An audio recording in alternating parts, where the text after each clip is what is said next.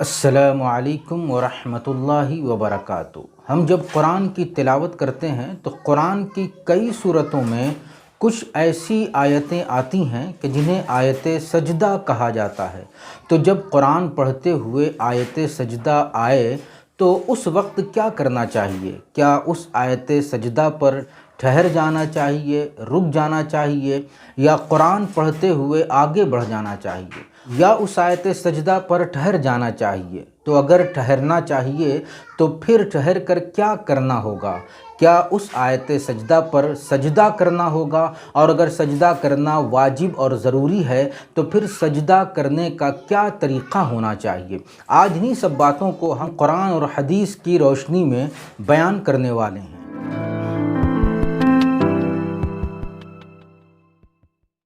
محترم ناظرین، میں ارشد جمال اشرفی اور آپ دیکھ رہے ہیں ہمارا چینل دینی پیغام۔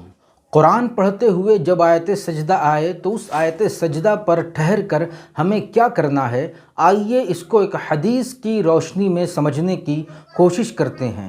چنانچہ مسند احمد کی ایک حدیث ہے جو صحیح مسلم میں بھی موجود ہے۔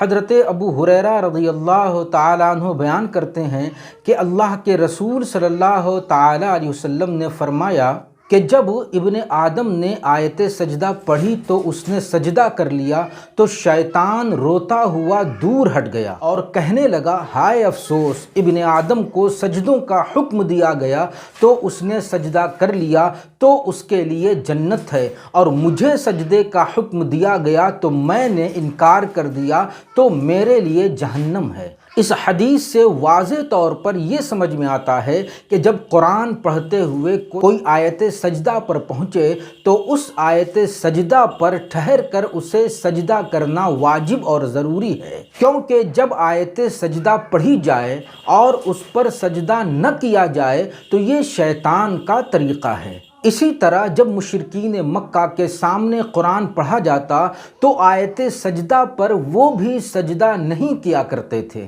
تو قرآن نے ان کے اس رویے کو برا قرار دیا اور ان کی مذمت کرتے ہوئے فرمایا کہ جب ان کے سامنے قرآن پڑھا جاتا تو وہ سجدہ نہ کرتے۔ تو قرآن اور حدیث کی روشنی میں یہ مسئلہ اچھی طرح صاف ہو جاتا ہے کہ جب آیت سجدہ پڑھی جائے تو اس پر سجدہ کرنا واجب اور ضروری ہوتا ہے۔ لیکن اب سوال یہ ہے کہ قرآن پڑھتے ہوئے اگر کوئی آیت سجدہ پر پہنچے تو اسے سجدہ کس طرح کرنا چاہیے؟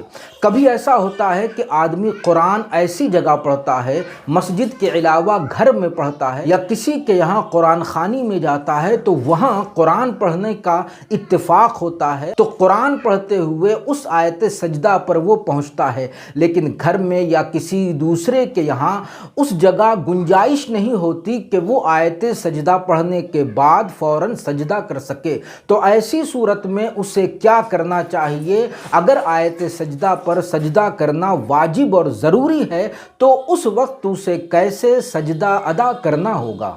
تو سب سے پہلے اس بات کو اچھی طرح سمجھ لینا چاہیے کہ آیت سجدہ کی تلاوت پر جو سجدہ کرنا واجب اور ضروری ہوتا ہے تو وہ فوری طور پر واجب نہیں ہوتا، بلکہ اس کے لیے مہلت اور رخصت دی گئی ہے کہ بعد میں بھی وہ سجدہ کر سکتا ہے۔ اگر اس وقت اس جگہ اس کے لیے گنجائش اور وسعت نہیں ہے تو وہ بعد میں بھی سجدہ کر سکتا ہے، لیکن اسے بہرحال سجدہ کرنا ضروری ہوگا۔ اب یہ جان لینا بھی ضروری ہے کہ سجدہ کیسے کرنا ہوگا۔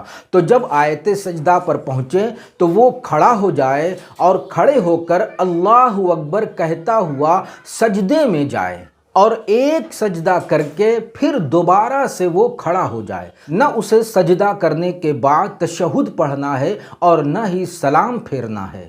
تو اس طریقے سے سجدہ کرنا افضل ہے۔ لیکن اگر کوئی بیٹھ کر جیسے قرآن کی تلاوت کر رہا ہے اور وہ کھڑا نہ ہوا اور سجدہ بیٹھے بیٹھے اس نے کر لیا اور سجدہ کرنے کے بعد پھر دوبارہ کھڑا نہ ہوا تو اس کا سجدہ ادا ہو جائے گا، اور اس پر جو سجدہ واجب تھا اس کی ادائیگی ہو جائے گی، لیکن یہ افضل طریقے کے خلاف ہوگا۔ افضل یہی ہے کہ جب اسے سجدہ کرنا ہو تو وہ کھڑا ہو جائے اور سجدہ سجدہ کرنے کے بعد پھر وہ کھڑا ہو جائے، یہ افضل طریقہ ہے۔ تو محترم ناظرین، یہ ہے آیت سجدہ پر سجدہ کرنے کا حکم اور اس کی وضاحت، اور سجدہ کرنے کا کیا طریقہ ہے پوری طرح ہم نے اس کو آج اس گفتگو میں پیش کر دیا ہے۔ امید ہے کہ یہ مسئلہ آپ نے اچھی طرح سمجھ لیا ہوگا۔ اگر یہ گفتگو پسند آئے تو اسے لائک اور شیئر کرنا نہ بھولیں۔ والسلام علیکم ورحمۃ اللہ۔